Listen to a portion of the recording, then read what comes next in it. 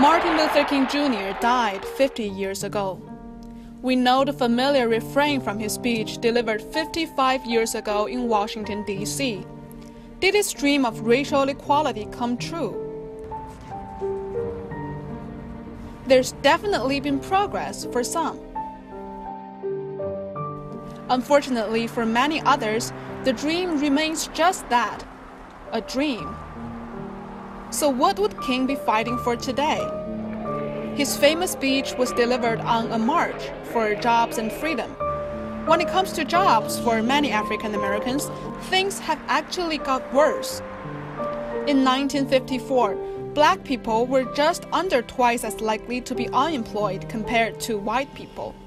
Now African Americans are more than twice as likely to not have a job. 22% of the U.S. black population lives in poverty, while the rate of whites is less than 9%. We can never be satisfied as long as the Negro is the victim of the unspeakable horrors of police brutality. 55 years has passed. Black people are still disproportionately behind bars and the subject of police brutality. If current trends continue, 1 in 3 black males born today can expect to spend time in prison during his lifetime. Michael Brown, 18, shot dead during an altercation with a cop, unarmed. Laquan McDonald, 17, was shot 16 times while walking in the middle of a Chicago street. He was carrying a knife. Tamir Rice, 12, shot dead by police responding to a call of a juvenile waving a gun inside the Cleveland Park. He was holding a toy pellet gun. Police shootings of black men regularly make national and international headlines.